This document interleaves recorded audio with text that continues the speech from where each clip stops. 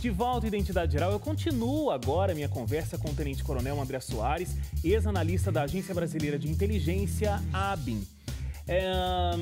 André, eu gostaria de te perguntar o seguinte, falei que a gente comentaria sobre alguns casos, queria começar te perguntando sobre o caso da enchente que aconteceu no Piauí.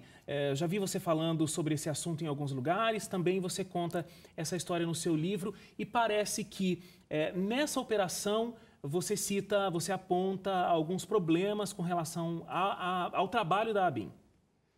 Tá, esse caso da enchente no Piauí foi apenas para ilustrar algo que a sociedade desconhece, mas que os nossos presidentes da República conhecem, e inclusive eu cito e detalho em cada mandato presidencial, que é a falta de credibilidade e a falta de veracidade das informações e conhecimentos que são produzidos pela ABIN. Os conhecimentos produzidos pela ABIN no contexto da inteligência de Estado são de péssima qualidade. Embora o discurso oficial dos governantes seja o contrário. E eu posso dizer isso com autoridade porque eu fui analista da ABIN. Esse caso, por exemplo, da enchente do Piauí, foi uma enchente que ocorreu, houve uma série de casas que foram destruídas e o governo solicitou à ABIN que informasse o nível desse desastre, né? E a ABIN informou que foram poucas casas que foram destruídas. Todavia, a Prefeitura de Teresina informou que houve uma quantidade enorme de casas, mais de 3 mil casas. Isso gerou um mal-estar tremendo. Um conflito de informação. Um conflito de informação no sentido de que a Prefeitura estava superdimensionando um desastre que não havia ocorrido naquelas proporções. E o final da história foi que era a ABIN que estava errada. Na verdade, o desastre foi muito superior a 3 mil casas destruídas. E esse exemplo que eu cito é para mostrar a falta de credibilidade dos conhecimentos que são produzidos na ABIN. Por que essa disparidade nos números? A ABIN, de propósito, disse esses números diferentes da Prefeitura ou foi um problema técnico de contagem? Por que essa diferença nos números?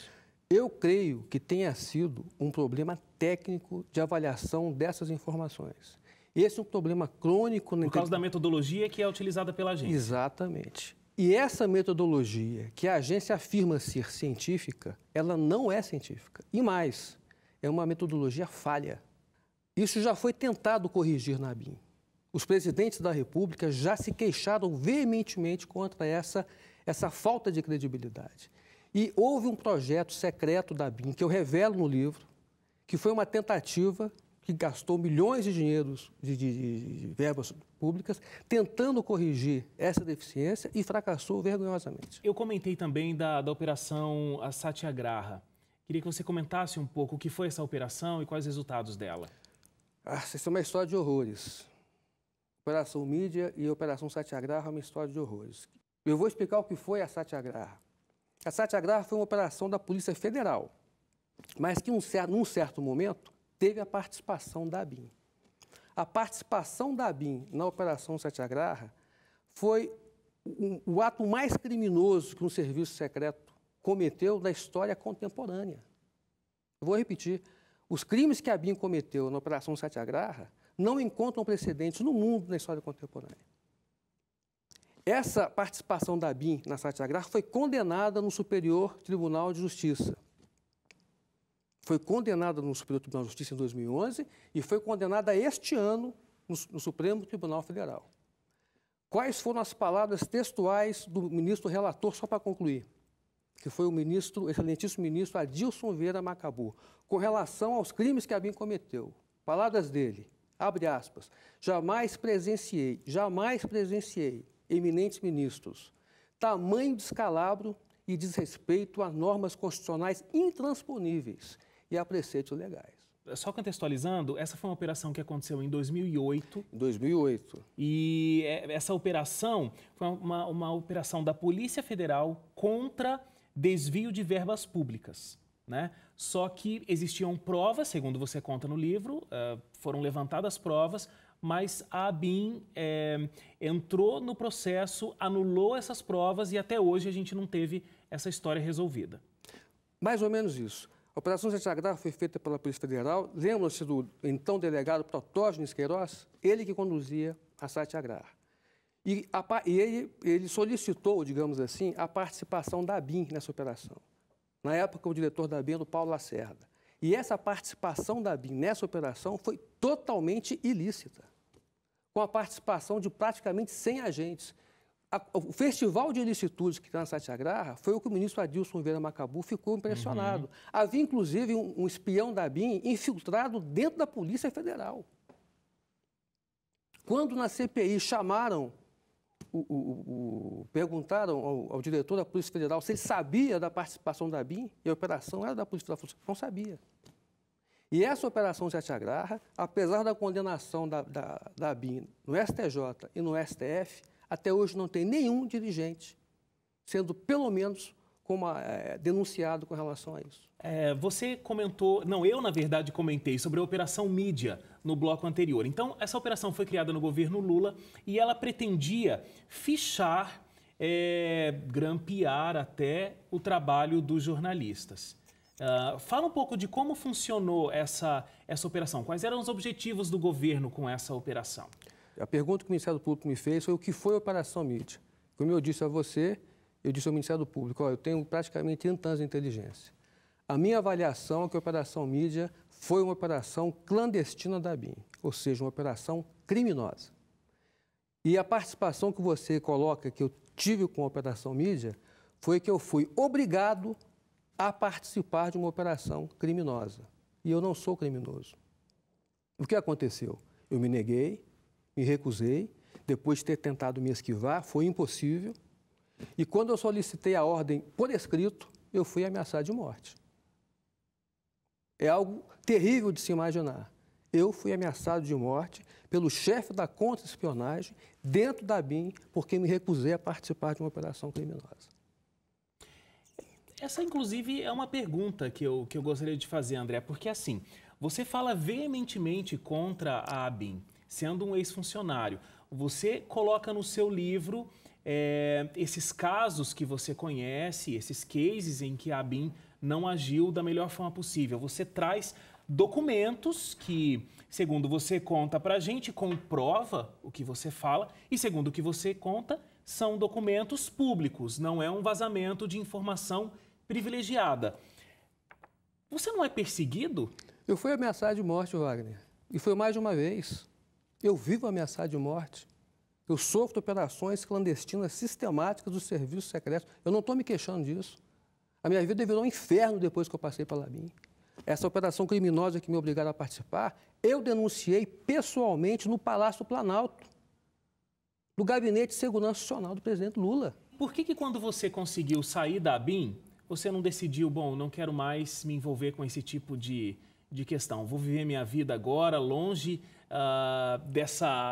dessa perseguição, longe desse risco para mim, para minha família? Para que colocar tudo isso num livro? Para que falar sobre isso? Mas eu nunca falei sobre isso. Ué, mas você tem um livro falando sobre isso. Mas que foi publicado 10 anos depois. Eu fui expulso da ABIN em 2004, perseguido desde então e nunca falei nada.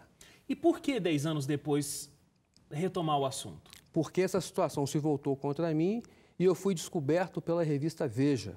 Então, em 2013, a Veja publicou uma matéria chamada Liberdade sob Ataque, na qual a Veja denuncia que a ABIN espionava jornalistas e donos de empresas de comunicação. E tem a minha entrevista com a minha foto de corpo inteiro. Isso ainda referente à Operação Mídia ou outra coisa? Referente à Operação Mídia. Isso está ligado à Operação Mídia. Mas as ilicitudes da ABIN são várias. Só para você ter uma ideia, uma coisa é da Operação Mídia.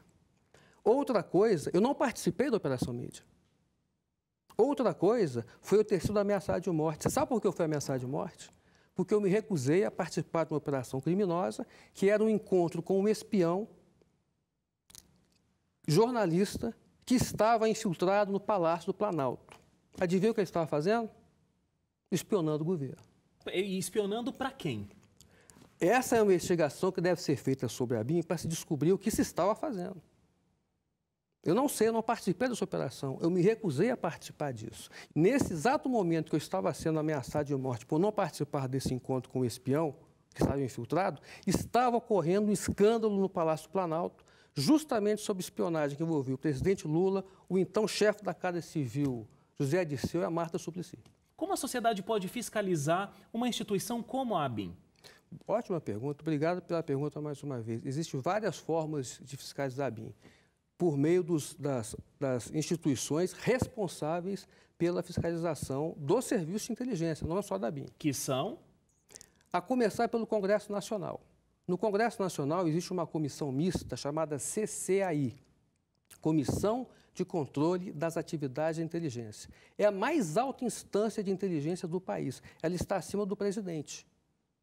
E a CCAI, até hoje, nunca fez um controle efetivo da ABIN. Até pouco tempo atrás, a CCAI, essa comissão mista, que tem essa responsabilidade, sequer tinha regimento interno. Então, a sociedade chegou o momento de nós cobrarmos legitimamente essa fiscalização. Não tem como conversar com você sobre esses assuntos e não lembrar do caso que ficou conhecidíssimo há alguns anos, o caso Snowden, onde informações vazaram da inteligência americana. Como é que você viu esse caso? Como é que você analisou a postura do Snowden? O Snowden, ele, na minha avaliação, ele conseguiu fazer algo inédito. Ele conseguiu ser, ao mesmo tempo, herói e traidor. Ele não pode voltar aos Estados Unidos, que ele vai ser preso, processado e muito provavelmente condenado. Mas existe uma visão, isso no âmbito dos Estados Unidos, em que enaltecem a atitude do Snowden. Mas isso suscita uma comparação comigo. E essa comparação é totalmente imprópria. As nossas trajetórias são completamente diferentes. Por exemplo, só para vocês terem uma ideia, o Snowden era um terceirizado que trabalhava na NSA. Eu sou um oficial de inteligência e fiz todos os cursos de carreira da inteligência no Brasil. O Snowden vazou informação sigilosa. Eu nunca vazei informação sigilosa. Eu nunca cometi ilícito. Você faz um levantamento de documentos que são públicos e de informações que poderiam ser do conhecimento de todos. Sim. E é importante lembrar que a Lei de Acesso à Informação, que foi promulgada pela presidente Dilma Rousseff, no seu artigo 32, salvo engano, deixa muito claro, bem como no decreto, que nenhum documento de inteligência, isso é muito importante que a sociedade saiba, nenhum documento de inteligência pode receber classificação sigilosa ou ter acesso negado se ele contiver ilícitos que atentem contra o Estado Democrático de Direito. Porque os serviços de inteligência, muitas vezes, criminosamente, atribuem grau de sigilo para ocultar ilicitudes. Isso é crime. Isso não pode ser feito. É obrigação de todo cidadão denunciar esse estado de coisas. Ok. André, eu quero agradecer a sua presença, quero agradecer porque você veio, comentou com a gente todos esses casos da ABIN. Você agora, inclusive, também ainda continua trabalhando com inteligência, você tem uma empresa que faz treinamentos, né, na área de inteligência. Eu não sei se isso desde quando você saiu da ABIN ou é algo recente? Assim que eu saí da ABIN, eu criei uma empresa que trabalha nessa área, chama Inteligência Operacional, e o propósito dessa empresa é o alvorecer de uma nova e eficiente inteligência que respeite a tríade da inteligência.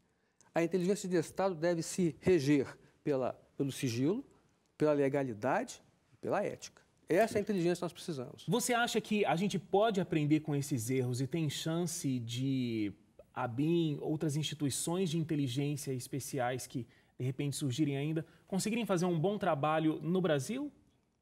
Eu vou responder a sua pergunta com uma outra pergunta que eu faço aos telespectadores. É possível transformar uma célula cancerígena em célula sadia? Eu respondo. Isso é impossível. Então, o que existe hoje nos serviços secretos, que é comandado por uma comunidade criminosa, é um câncer. E esse câncer deve ser extirpado. Mas então você acha que a sociedade não precisa de uma agência que preste o trabalho como a ABIN presta? Não estou dizendo da corrupção que você afirma que existe lá. Estou dizendo que a sociedade, o Brasil, não precisa de uma agência como a ABIN. Eu não disse isso. Todo Estado democrático de direito necessita de serviços de inteligência. Só que esses serviços de inteligência devem servir ao Estado e não ir contra ele. E esses serviços de inteligência que são fundamentais, eles devem funcionar sempre dentro do sigilo, da legalidade e da ética, e com o máximo de controle institucional sobre eles. Então, eu só não consegui entender a questão da célula cancerígena, porque, teoricamente, essa célula cancerígena no nosso corpo, a gente não precisa dela ali, né? O que a gente precisa são das boas células que vão ter ali a sua função. A gente precisa da ABIN. Infelizmente, a gente tem um processo de corrupção, como você afirma que existe lá. Mas, extinguindo esse problema de corrupção, a gente poderia ter um bom trabalho desenvolvido pela ABIN, como talvez em outros países, de repente, a gente tenha uma agência de inteligência que funcione corretamente. É isso? Concordo. Só que para isso é necessário fiscalização, controle e investigação dos crimes cometidos pela ABIN. Aqui no livro que eu escrevi com o Cláudio Tonoli, tem um festival de ilicitudes, que essas ilicitudes sejam, sim, investigadas. Porque há 10 anos que eu venho denunciando e não há investigação. Muito obrigado pela sua presença. Eu que agradeço. A gente fica por aqui com o nosso Identidade Geral. Uma excelente semana para você e até o próximo programa. Tchau, tchau.